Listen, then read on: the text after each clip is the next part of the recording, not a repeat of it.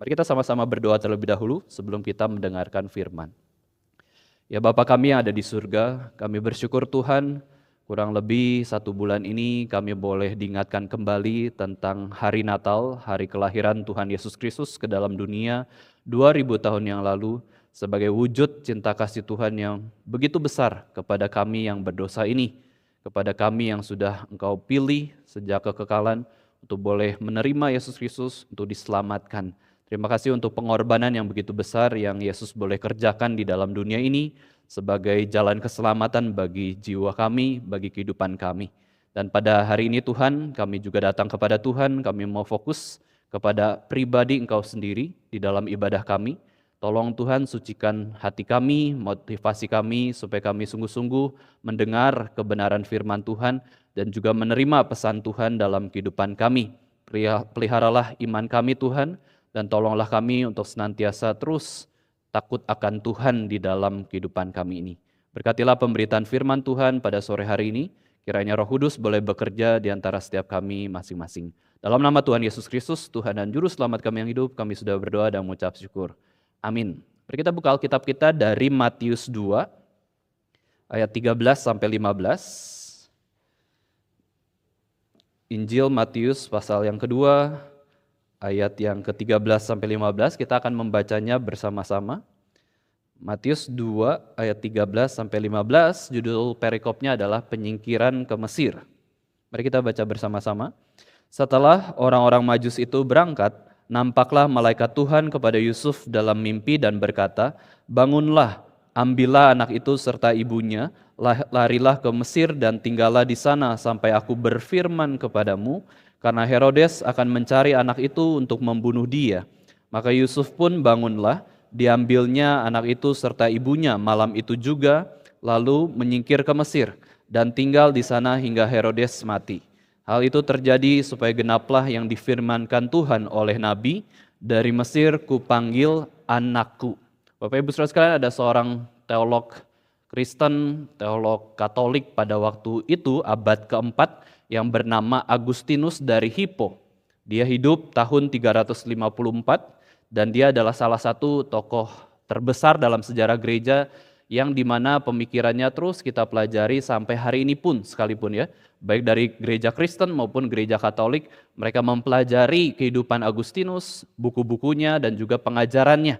Dan Agustinus adalah seorang yang kita bisa sebut dia adalah orang yang reform, yang bagaimana dia membahas Alkitab, kembali kepada Alkitab, bahkan sebelum teologi reform pun dibentuk atau disistematiskan oleh berbagai tokoh reform ya. Dia merumuskan doktrin anugerah. Bagaimana kehidupan Kristen itu dimulai oleh anugerah Tuhan, kita diselamatkan bukan karena usaha kita.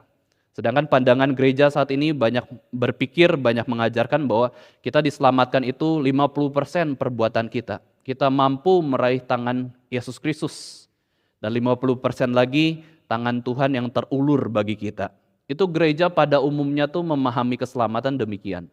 Kita punya usaha untuk menyelamatkan diri kita sendiri dan percaya kepada Yesus. Tetapi kalau kita melihat ajaran Alkitab, ya, ajaran dari Bapak Gereja Agustinus, dia mengatakan bahwa sebenarnya enggak, kita tuh sudah mati rohani. Kita enggak bisa mengangkat tangan kita untuk pegang Yesus. Kita enggak bisa mengaku dengan mulut kita untuk percaya kepada Yesus. Hidup kita hanya karena anugerah. Kalau kita bisa percaya kepada Yesus, kita bisa pegang tangan Yesus, itu karena Tuhan sudah membangkitkan terlebih dahulu rohani kita yang sudah mati, bukan karena kita mampu. Nah, di sini Agustinus merumuskan doktrin anugerah, dia juga jelaskan doktrin predestinasi. Jadi doktrin predestinasi ini bukanlah doktrin yang baru-baru ini dipelajari di tahun 1500 zaman Martin Luther maupun John Calvin, enggak. Itu sudah ada sejak Alkitab ditulis, bahkan coba dirumuskan oleh Bapak Gereja Agustinus di tahun kurang lebih 400-an ya. Dia mengatakan bahwa Allah sudah menentukan siapa saja yang diselamatkan dan pemilihan ini berdasarkan anugerah Allah yang begitu besar. Kembali lagi kepada anugerah Allah. Kita boleh diselamatkan karena anugerah Allah. Lalu dia juga jelaskan ada doktrin dosa asal, bagaimana dosa asal itu diwariskan turun-temurun dari Adam dan Hawa karena kita naturnya sudah berdosa. Ya, sejak dalam kandungan semua orang itu sudah berdosa. Ini juga melawan pandangan orang Kristen pun, gereja pun mengatakan bahwa enggak kok, di dalam kandungan bayi dalam kandungan, anak dalam kandungan itu nggak berdosa. Dia suci, putih, seperti kertas kosong, tidak ya. Alkitab sudah mengajarkan bahwa semua manusia sudah jatuh dalam dosa. Ya karena ada dosa asal, ada dosa perwakilan yang dilakukan oleh Adam dan Hawa. Lalu kita melihat bahwa kenapa ya Agustinus begitu dipakai oleh Tuhan. Padahal kalau kita lihat masa lalu kehidupannya, ya sejak masa mudanya, kita ingat kehidupan masa muda Agustinus, ternyata dia bukanlah orang yang takut akan Tuhan. Dia bukanlah orang yang betul-betul mau hidup kudus. Ya di dalam kehidupannya dia terjebak dalam dosa seksual, dosa hawa nafsu. Dia pernah hidup bersama dengan seorang perempuan dan itu pasangan yang tidak resmi itu selama kurang lebih 13 tahun kehidupannya. Sudah terpola kehidupannya, moralnya rusak. Ini sebelum dia bertobat. Meskipun dia hidup dalam konteks kekristenan, tetapi tetap hatinya itu adalah untuk melakukan dosa. Dia bukanlah orang yang takut akan Tuhan sejak kecil. Tapi bagaimana pada akhirnya dia bisa memiliki, kalau kita bahasanya sekarang itu teologi reform. Bahkan mengajarkan doktrin anugerah, doktrin dosa asal, doktrin predestinasi. Di mana banyak orang pada waktu itu pun tidak terlalu mengerti ajaran-ajaran Alkitab yang sudah dinyatakan ya. Dia memiliki kesulitan dalam mengendalikan diri, ya tidak ada pengendalian diri di masa mudanya, emosinya begitu menggebu-gebu, dan dia pernah menuliskan bahwa ketika dia sudah bertobat ya, dia tuliskan satu buku berjudul Confessions, pengakuan-pengakuan dosanya. Nah, dia tuliskan ketika dia sudah bertobat jadi seorang hamba Tuhan, seorang pelayan Tuhan, dia katakan bahwa dulu itu saya tahu bahwa semua manusia harus hidup kudus, harus hidup murni. Dia pernah berdoa bahwa Tuhan jadikan aku murni, tapi jangan sekarang, nanti saja. Jadi saya mau menikmati dosa dulu. Ya justru dengan kehidupannya yang mau menikmati dosa, justru dia tidak kenal Tuhan. Ya dia menyatakan bahwa dirinya sudah jauh dari Tuhan, tersesat gitu ya. Dia nggak mau bertobat cepat-cepat. Dia tahu ajaran orang tua, dia tahu ajaran gereja, Alkitab bahwa kita harus bertobat dari segala dosa kita. Tapi jangan buru-buru lah, nanti saja kalau sudah tua. Ya ada gereja-gereja tertentu zaman sekarang pun yang demikian ya. Gereja-gereja itu diisinya oleh orang-orang tua. Berarti kan pandangannya adalah kita bertobatnya sudah tua saja, sayang sekali. Justru masa muda ini harus diserahkan untuk Tuhan, sehingga di masa tua bisa dipakai Tuhan dengan lebih besar lagi. Tapi Agustinus katakan Tuhan jadikan aku murni tapi nanti saja. Mungkin kalau sudah mau mati baru saya bertobat lah. Ya kalau masih ada kesempatan sadar bertobat ya. Tetapi belum tentu kita bisa bertobat karena hanya di dalam anugerah Tuhan kita bisa mengalami pertobatan yang sesungguhnya. Perilaku Agustinus bobrok, moralnya rusak belasan tahun. Dia juga terjebak dalam pengajaran yang sesat, Manikeisme selama 9 tahun. Dia tidak kenal Tuhan, dia hanya mengenal ada dua kuasa, gelap dan terang yang saling berlawanan satu dengan yang lainnya dalam kehidupan manusia. Dan manusia ketika melakukan dosa pun itu bukan karena kehendak dia, tetapi karena kuasa itu. Kalau bisa lakukan baik ya karena ada kuasa itu. Kalau bisa lakukan kejahatan itu pun karena ada kuasa yang saling bermusuhan satu dengan yang lainnya ya. Dia skeptis terhadap segala ajaran kebenaran. Nah, Bapak Ibu Saudara sekalian kalau kita lihat pikiran Agustinus sudah sesat, perilakunya juga sudah jahat. Apa sih yang seharusnya dia tuai? Ya sudah pikirannya salah, perilakunya buruk, yang dia tuai apa? Tuhan katakan bahwa upah dosa, satu dosa maut. Ini sudah dosanya berkali-kali lipat. Yang mautnya mungkin berkali-kali lipat. Harusnya yang dia tuai di dalam kehidupannya adalah kehancuran hidup. Ya kehancuran hidup, tidak ada menjadi guru besar, jadi bapak gereja, jadi seorang pelayan Tuhan, jadi seorang yang terkenal bahkan ribuan tahun. Kita pun masih mendengar nama Agustinus ya, sampai sekarang di gereja. Dia harusnya binasa, menjadi orang yang buruk. Nah kita bisa lihat apa sih yang bisa mengubah kehidupan seseorang yang seharusnya buruk, hancur, terpuruk, tetapi menjadi orang yang dipakai Tuhan. Jawabannya adalah pimpinan Tuhan. Ya, pimpinan Tuhan itu mengubahkan kehidupan seseorang dari yang hancur menjadi dipakai Tuhan untuk memuliakan Tuhan. Bagaimana Agustinus bisa berubah? Karena firman Tuhan datang kepadanya dan Roh Kudus membuka hatinya untuk menerima firman Tuhan. Firman Tuhan sebelum dia bertobat sudah sering datang kok. Tetapi di waktu Tuhan yang pas, Agustinus akhirnya dibukakan kelahiran kembali di dalam hatinya dan akhirnya menerima firman Tuhan. Di suatu taman di kota Milan di Italia Utara, Agustinus sedang merenungi kehidupannya yang begitu banyak pergumulan. Dia tahu yang baik, tapi dia tahu juga hidupnya jahat. Dia tahu bahwa saya harusnya bertobat, tapi dia juga rasa tidak mau bertobat. Dan disitulah Tuhan menghampiri dia dengan suara yang lembut. Nah, ini kisah pertobatannya ya, di tahun 400-an ya, atau 300-an yang tahun 300 sampai 400 itu. Di situ dia mendengar suara anak kecil berkata, "Tole lege, tole lege." Ya, yang berarti apa? Ambil baca, ambil baca. Ambil baca apa? Terus kemudian dia ambil Alkitab yang dia miliki dan membaca. Terus kemudian dia lihat-lihat apa yang saya harus baca. Dia buka, sebenarnya bukanya juga agak sembarangan ya. Dia buka Alkitab dan akhirnya membaca Roma 13 ayat 13 sampai 14. Mari kita baca bersama-sama. Roma 13 ayat 13 sampai 14. Di sini dia baca kalimat ini dan kalimat ini mengubahkan kehidupan Agustinus yang sudah hidup penuh dengan dosa. Akhirnya dia bertobat ya. Mari kita baca bersama-sama 2, 3.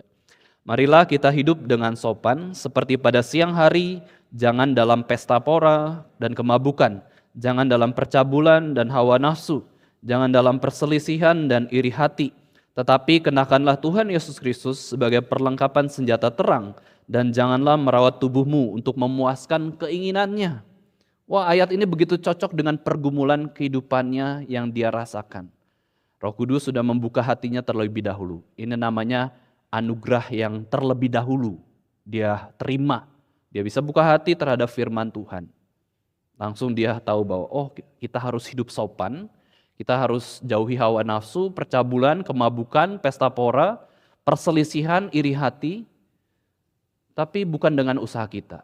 Tetapi dengan siapa? Dengan pribadi Yesus Kristus. Seolah-olah Tuhan Yesus Kristus adalah seperti jas atau baju atau jaket yang kita pakai. Ya, nasihat dari Paulus ini katakan, kenakanlah Tuhan Yesus sebagai perlengkapan senjata terang. Supaya hidup kita bisa kudus. Berarti hidup kudus itu bukan karena perbuatan kita. Tetapi anugerah Tuhan mendahului dan kita juga meresponi dengan tanggung jawab kita sebagai manusia yang mau taat kepada firman Tuhan. Dan Agustinus sungguh-sungguh menyadari usaha saya untuk hidup kudus, saya pikir dengan usaha saya sendiri, kekuatan saya sendiri, kemauan saya sendiri. Padahal itu bergantung kepada anugerah dari Tuhan Yesus Kristus. Ayat itu menusuk hatinya dan akhirnya dia pegang baik-baik, dia bertobat, dia belajar firman, akhirnya menjadi seorang hamba Tuhan yang dipakai Tuhan.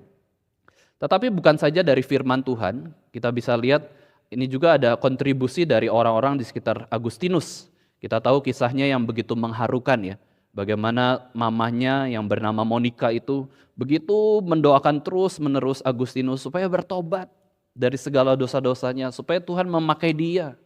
Monica sudah memiliki hati menyerahkan anak laki-lakinya ini untuk Tuhan. Tapi kecewa karena anak laki-lakinya hidup tidak bermoral. Hidup hancur. Kayak seolah-olah tidak ada harapan. Tapi bersyukur atas pimpinan Tuhan, Tuhan memakai firman Tuhan untuk mengubahkan kehidupan Agustinus. Monica dengan air matanya sungguh-sungguh, ya, dia berdoa, Tuhan dengar doanya. Ada satu kisah menjelaskan bahwa Monica sampai konsultasi ke seorang uskup, ya, konsultasi tentang anaknya yang begitu berdosa. Monica sampai nangis, sungguh-sungguh berdoa, Tuhan tolong jamah hati Agustinus supaya dia bertobat. Dan uskup itu melihat Monica menangis begitu sungguh-sungguh, begitu jujur, begitu tulus. Dan uskup itu mengatakan bahwa Tuhan akan melihat air mata kamu. Dia tidak akan membiarkan anakmu binasa. Wah, sampai gitu ya. Karena kesungguhan Monica berdoa dan Tuhan juga menjawab doa. Monica bertahun-tahun mendoakan anaknya yang sudah terhilang. Dan akhirnya Tuhan pimpin lewat apa? Lewat firman Tuhan. Ya, firman Tuhan menyentuh hati dari Agustinus. Maka inilah kenapa pada akhirnya Bapak Ibu Saudara sekalian kehidupan Kristen itu berpusat pada firman Tuhan.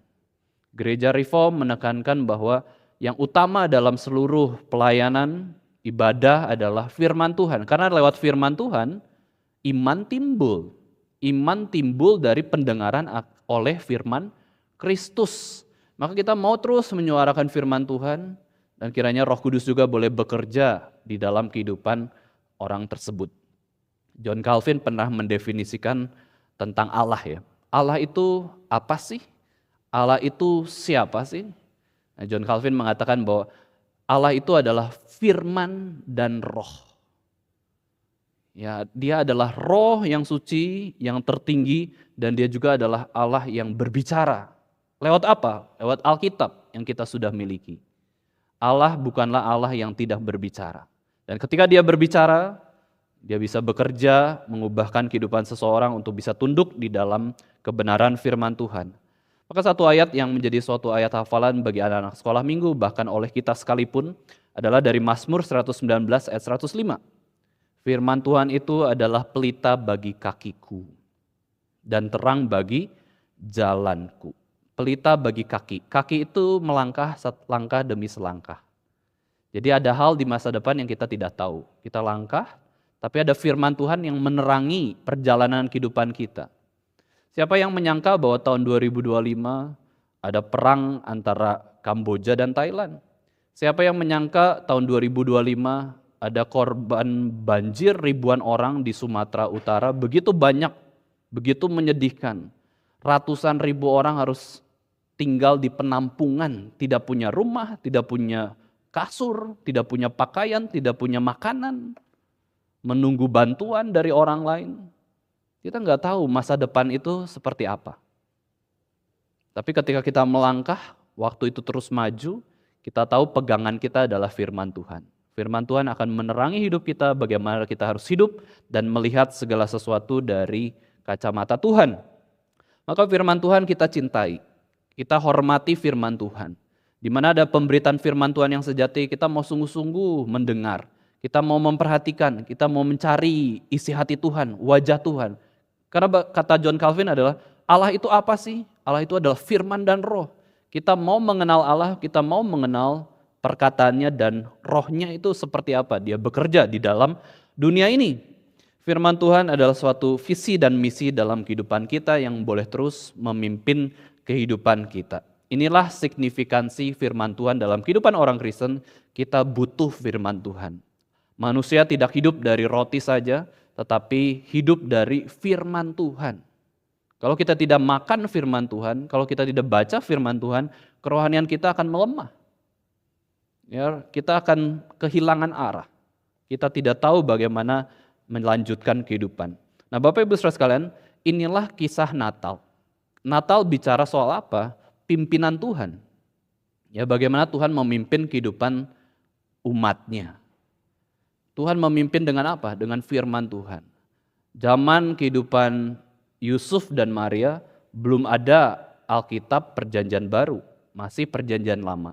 Yusuf dan Maria sekalipun mereka adalah keluarga yang biasa, keluarga miskin, tapi mereka adalah keluarga Yahudi yang taat, yang terus membaca firman Perjanjian Lama. Taurat dan tradisi budaya Yahudi mereka tekuni, karena itu bagian dari pemberitaan firman Tuhan, wahyu Tuhan. Mereka takut akan Tuhan. Dan ketika pimpinan Tuhan nyata, pimpinan Tuhan yang baru ada di dalam kehidupan mereka, mereka didatangi oleh malaikat. Maria didatangi oleh malaikat langsung ketika Maria di rumah, bukan dari mimpi. Yusuf ketika dia tidur didatangi oleh malaikat di dalam mimpinya. Tetapi poinnya apa? Poinnya adalah firman Tuhan. Ya, firman Tuhan menuntun kehidupan mereka bagaimana harus mengemban tugas baru dari Tuhan. Yusuf harus terus setia mendampingi Maria. Malaikat mengatakannya. Firman Tuhan disampaikan. Maria harus mengandung anak meskipun belum menikah, belum memiliki suami, masih bertunangan dengan Yusuf, dia tanggung. Bahkan Maria mengatakan perkataan seorang hamba Tuhan. Yaitu apa? Jadilah seperti perkataanmu itu. Jadilah padaku seperti perkataan firman Tuhan. Itu hati hamba Tuhan. Hati hamba Tuhan adalah firman Tuhan ngomong apa, nurut, taat. Sekalipun konsekuensinya berat, sulit, ya banyak kesulitan yang dihadapi. Maria dipimpin firman, Yusuf dipimpin firman, dan dalam bagian ini kita bisa lihat orang-orang Majus dari timur dipimpin juga oleh Tuhan, lewat firman Tuhan. Mereka punya konsep ada raja Yahudi yang dilahirkan. Itu dari mana? Ya, dari firman yang mereka terima sekalipun mereka harus mengikuti bintang dari timur. Menuju Yerusalem ribuan kilometer, susah sekali. Resiko sekali. Tapi mereka rombongan orang Majus dari timur mengikuti pimpinan Tuhan sekalipun sulit, sekalipun resiko besar. Karena apa? Mereka ngerti pimpinan Tuhan itu tidak mungkin salah.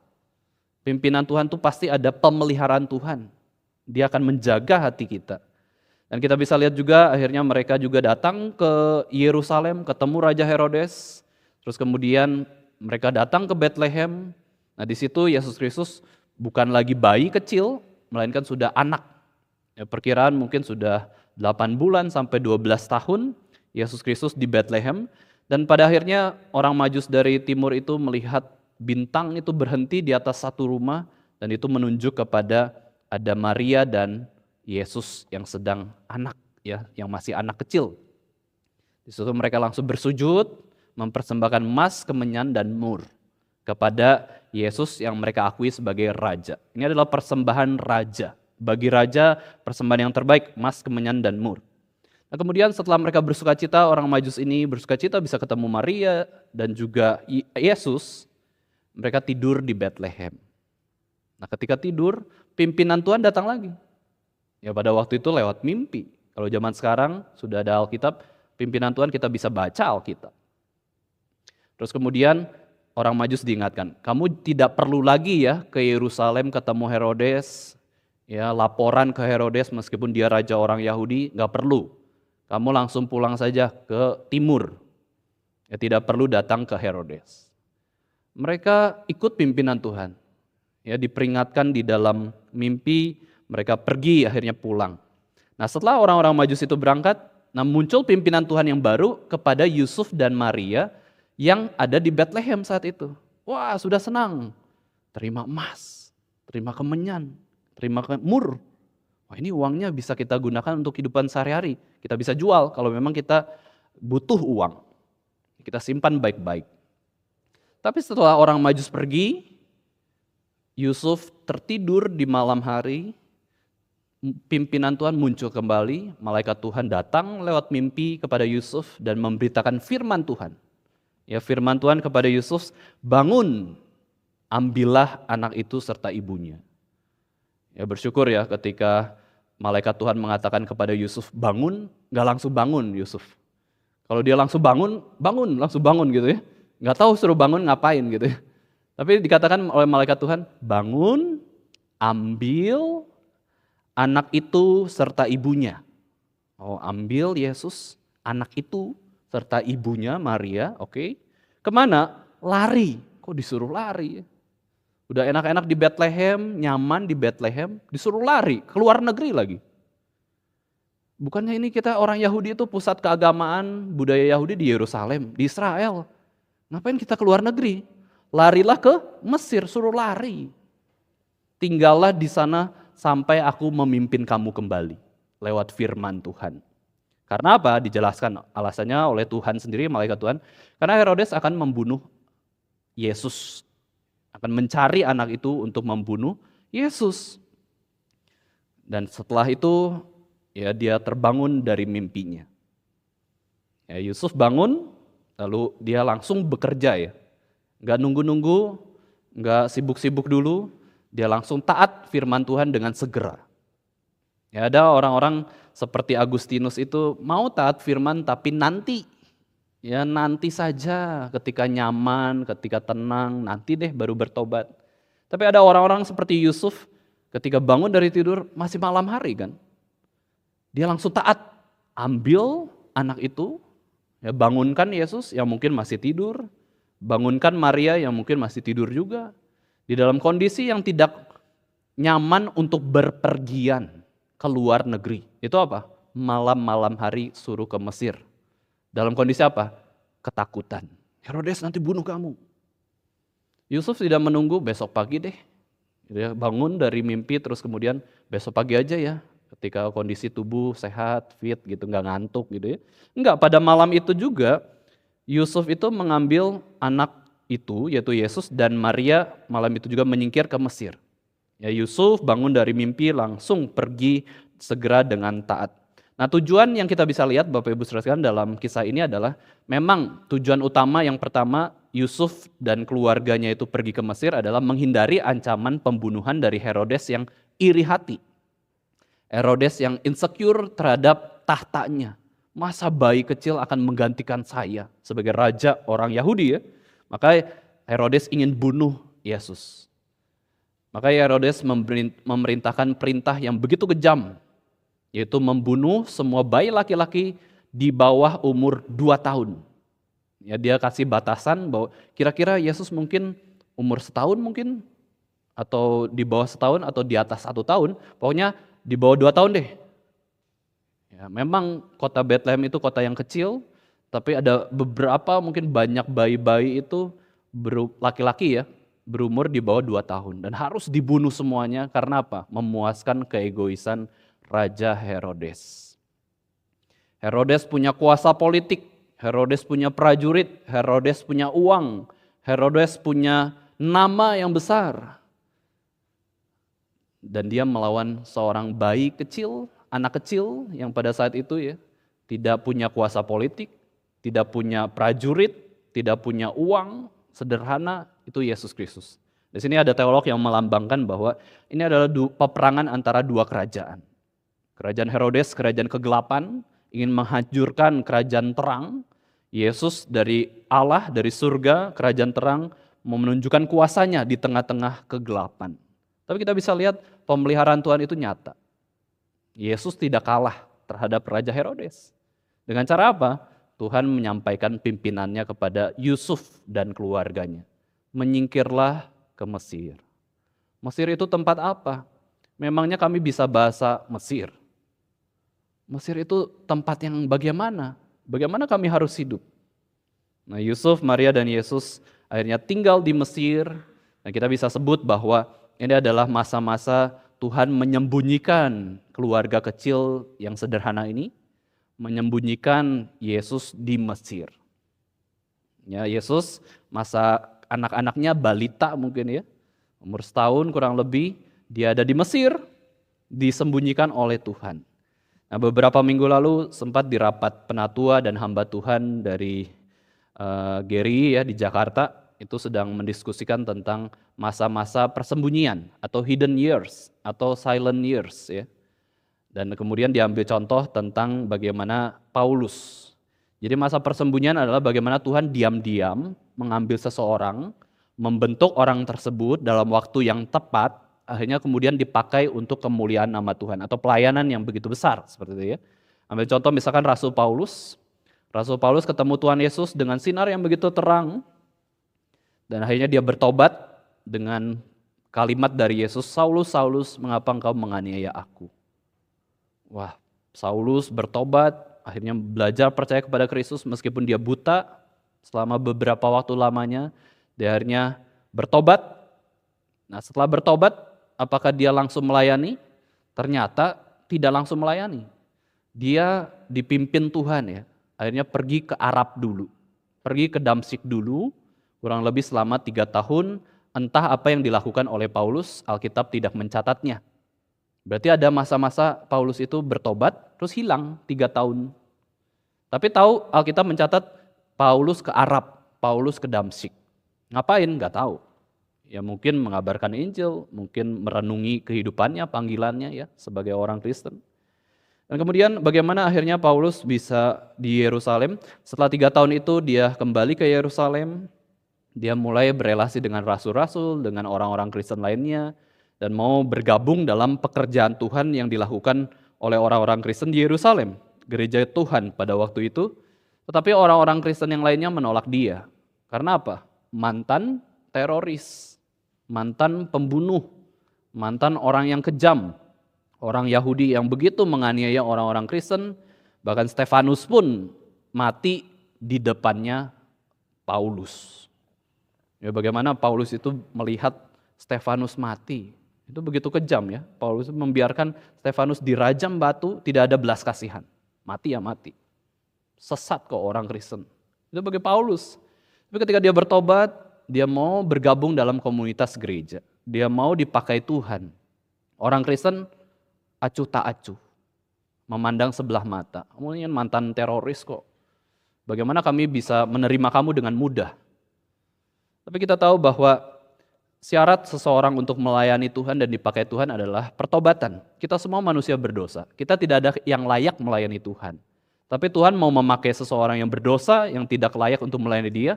Asal apa? Ada asal pertobatan di dalam kehidupannya. Kemudian Rasul Paulus, di mana pertobatannya? Tidak ada yang mengenal dia. Ya, bersyukur ada orang yang Tuhan pimpin juga, anak penghiburan atau anak nasihat. Yaitu Barnabas. Barnabas disebut anak penghiburan, anak nasihat juga. Sekarang Barnabas melihat Paulus, kalau dia sungguh-sungguh bertobat bagaimana? Maka dalam kehidupannya dia terus mendampingi Paulus dan mengenal sendiri Paulus, apakah Paulus sudah bertobat atau belum. Dan dalam kesimpulannya tidak ada orang yang melihat dengan jelas dan dia mengatakan Paulus ini sudah bertobat. Dia berusaha menjelaskan kepada komunitas gereja pada waktu itu. Dan kurang lebih setelah di Yerusalem selama 7 tahun barulah Paulus diterima sebagai pelayan Tuhan. Diutuslah perjalanan misionaris 3 kali ke berbagai daerah. Setelah apa? Setelah 10 tahun sejak panggilannya sebagai orang Kristen. Jadi kita bisa lihat ada masa persembunyian. Nah sekarang kita lihat ya Bapak Ibu sekalian, kehidupan Yusuf, Maria dan Yesus Kristus. Masa persembunyian mereka itu, mereka orang Yahudi yang tulen. Ya, Yusuf, Maria, orang Yahudi, keturunan Yehuda, ya, dan juga mereka itu sangat Yahudi lah. Tapi ada masa di mana mereka dibentuk di luar Yahudi, yaitu di mana? Di negara Mesir, kerajaan Mesir. Ini pimpinan Tuhan atau bukan? Ya, mereka bisa berpikir, wah saya nggak maulah ke Mesir. Tapi mereka taat kepada pimpinan Tuhan. Nah, sekarang kita bisa lihat kehidupan mereka ya Bapak Ibu saudara sekalian. Intinya adalah mereka sudah di Bethlehem, hidup kurang lebih 1 tahun. Dan Yusuf dan Maria juga pada waktu melahirkan Yesus ya. Mereka orang Yahudi yang taat. Ketika Yesus berumur 8 hari, mereka menyunatkan Yesus ya. Entah itu di Bethlehem atau di Yerusalem. Intinya mereka taatlah menjadi warga Yahudi dan yang tinggal di Bethlehem kurang lebih setahun setelah kelahiran Yesus. Umur 40 hari mereka juga taat membawa Yesus ke Yerusalem, Bait Allah, untuk mendoakan dan menyerahkan Yesus. Dipakai Tuhan. Nah disitulah ada 2 sosok orang saleh sudah menunggu kedatangan Mesias. Yang satu Simeon, yang satu Hana. Begitu melihat bayi Yesus yang berumur 40 hari, langsung mereka tahu ini adalah Raja yang kita nantikan. Ini adalah Mesias. Wah, mereka bersuka cita. Ya, mereka taat sebagai orang Yahudi yang mendoakan Yesus, mendidik Yesus. Sampai akhirnya Herodes marah dan ingin bunuh Yesus. Mereka di Mesir kurang lebih berapa lama? Mereka menyingkir ke Mesir kurang lebih 2 tahun. Ini menurut tafsiran-tafsiran ya. Dan selama 2 tahun, apa yang dilakukan oleh Yusuf, Maria dan Yesus? Tidak ada informasi apa-apa di dalam Alkitab. Ya, Alkitab tidak kasih informasi berarti kita tidak terlalu memerlukan, tidak perlu.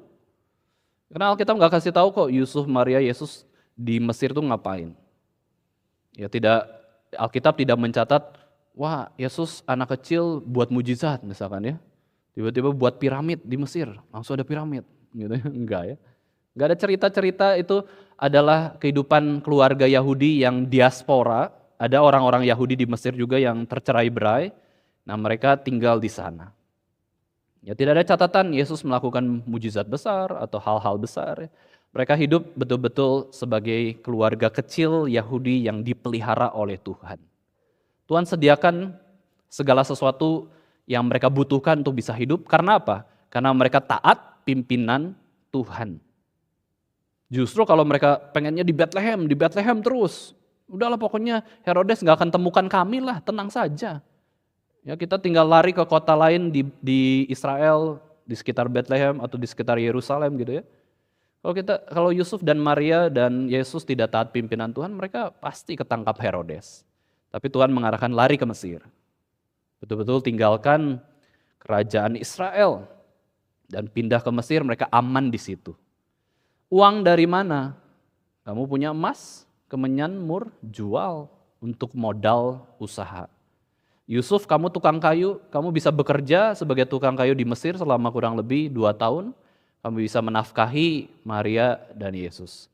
Ini adalah kehidupan keluarga biasa. Yusuf bekerja, Maria sebagai gadis remaja, punya anak, ya dia ngurus Yesus dengan sungguh-sungguh, dengan hati yang taat kepada Tuhan. Keluarga biasa. Yesus juga anak kecil biasa. Inilah Allah kita yang berinkarnasi. Dia betul-betul manusia. Dia mengalami pergumulan harus pindah negara. Itu Yesus waktu kecil. Yesus mengalami pergumulan ekonomi, nggak punya uang, susah, keluarga miskin. Yesus punya pergumulan sejak kecil, mau dibunuh orang bahkan. Ini Allah kita yang mau jadi manusia, dia mengalami semua pergumulan manusia di dalam dunia yang berdosa ini. Dan kita bisa lihat Yusuf, Maria, Yesus taat pimpinan Tuhan. Nah dari sini kita bisa tahu bahwa Tuhan memelihara orang yang taat pada pimpinannya. Pasti Tuhan pelihara. Ya, tidak akan Tuhan tinggalkan, tidak akan Tuhan telantarkan. Ya, Tuhan pasti akan memelihara, mencukupkan seluruh kebutuhan dari orang-orang yang mau taat kepada Dia. Nah, kalau kita tarik dengan hidden years atau silent years, ya kita bisa lihat slide. Yesus Kristus sendiri ternyata banyak sekali catatan masa persembunyiannya. Ya, ini disebut hidden years of Jesus Christ ya. Kurang lebih lah ya, 0 sampai 3 tahun Yesus bayi di Bethlehem. Kemudian setelah anak ya balita Yesus di Mesir. Terus kemudian firman Tuhan datang kembali kepada Yusuf. Herodes sudah mati. Yusuf, kamu bisa kembali ke Bethlehem. Tapi ketika Yusuf mau kembali ke Bethlehem, di situ Yusuf melihat bahwa raja Yahudi yang melanjutkan kerajaan Herodes adalah anak dari Herodes itu sendiri. Wah, kalau anak dari Herodes bisa aja kan, masih dendam sama Yesus. Dia ingin membunuh Yesus yang masih kecil. Maka dari itu ketika Yusuf diperintahkan Tuhan untuk kembali ke Israel, Yusuf mengambil kota bagaimana dia hidup, yaitu di Nazaret. Dia nggak kembali ke Bethlehem, dia nggak kembali ke Yerusalem, nanti takut dibunuh lagi oleh keturunan Herodes pada waktu itu ya.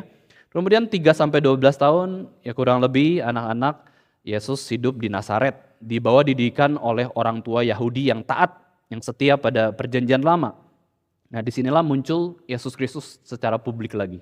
Peristiwa di Bait Allah ketika mereka orang Yahudi berkumpul di Bait Allah di hari raya mereka beribadah di sana dan di situ ketika selesai ya Yesus sudah berumur 12, sudah anak Taurat, sudah dianggap oleh dewasa oleh komunitas Yahudi. Ya mereka membedakan itu yang satu anak-anak itu 12 tahun sampai dewasa ya, yang satu lagi orang dewasa. Ya pembagian mereka adalah 0 sampai 12 tahun itu anak-anak lah ya. 12 tahun ke atas itu berarti sudah dewasa. Nah, Yusuf dan Maria sudah selesai ibadah perjalanan sehari, pergi. Ya rombongan laki-laki, rombongan perempuan, Yusuf Maria pergi dari Yerusalem, ternyata Yesus di Bait Allah.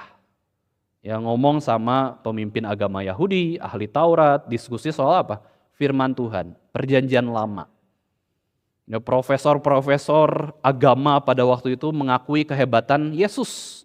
Ini anak yang cemerlang, secara publik Yesus itu diakui kepintarannya oleh ahli Taurat dan orang Farisi. Ya mereka ngobrol seharian, lewat sehari, Yesus dikasih tempat mungkin ya, silakan tidur. Ya, orang tua kamu belum ada ya, belum menjemput kamu, sudah tidur saja di Bait Allah.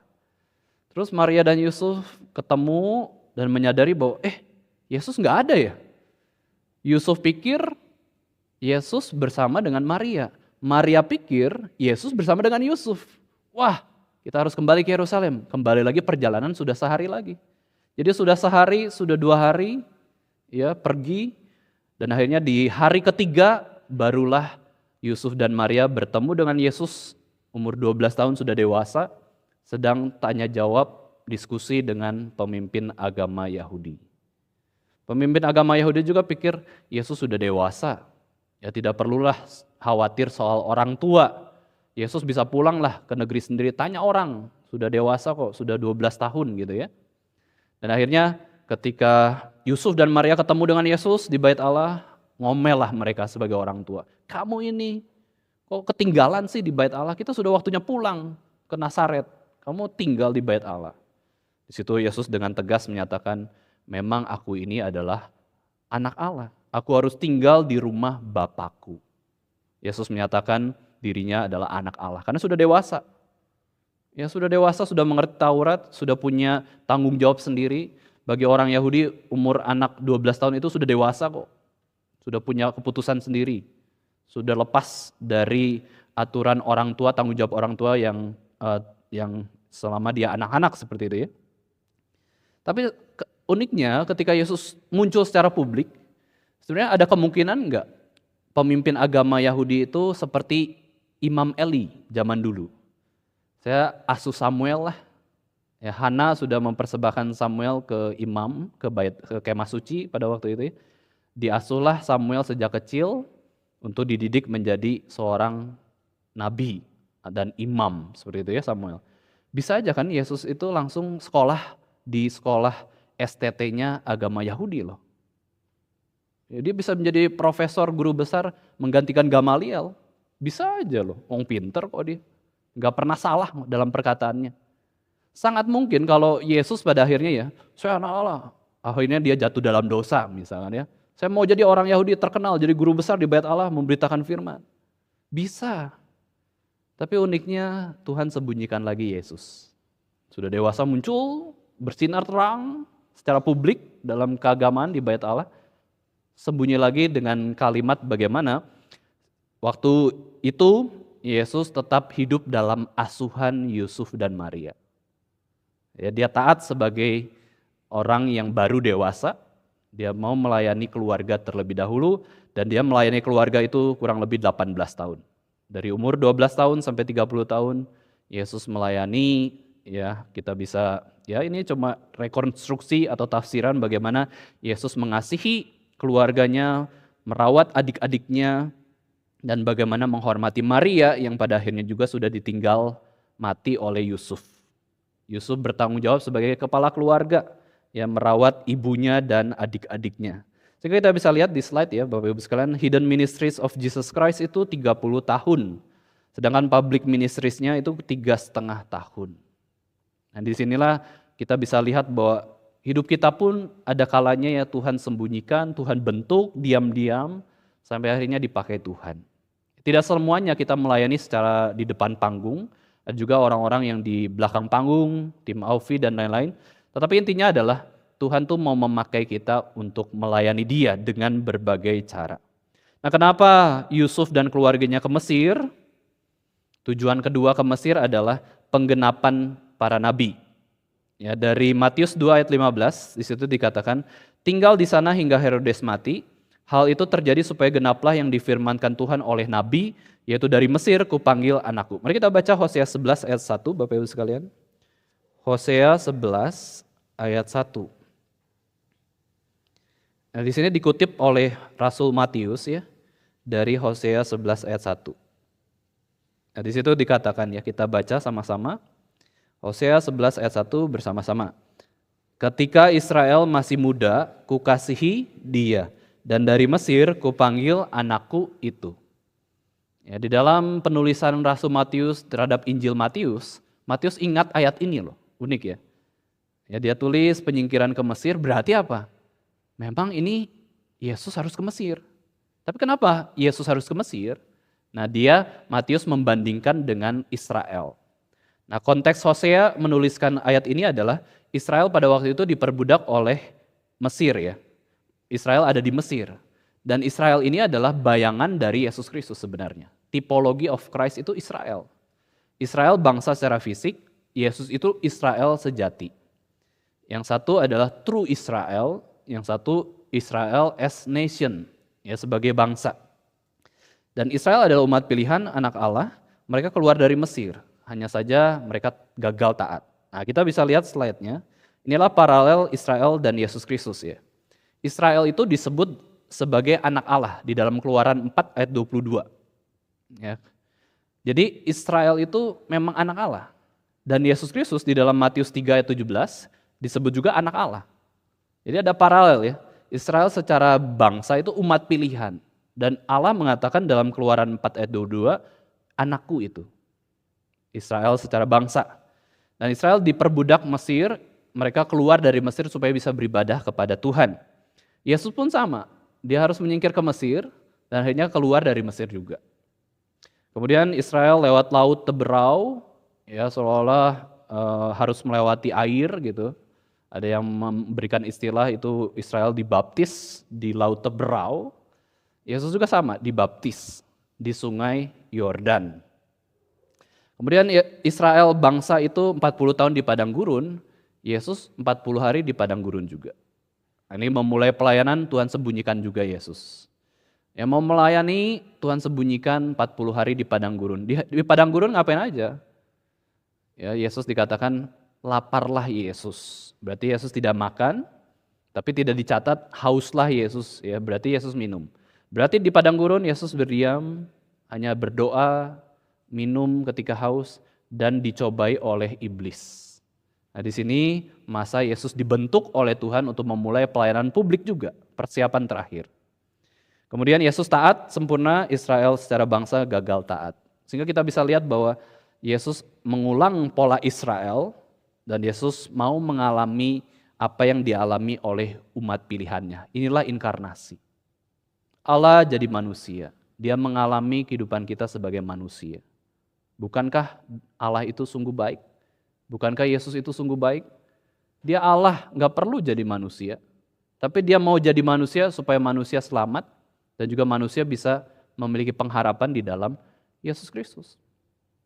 Ada kalanya kita pun bisa betul-betul disembunyikan, ada waktunya kita merenungkan kehidupan kita. Nah, salah satu tradisi dari gereja adalah retret. Retret itu adalah masa-masa kita disembunyikan Tuhan. Suruh dengar firman seharian, NRIC, NRITC, Bible Camp gitu ya.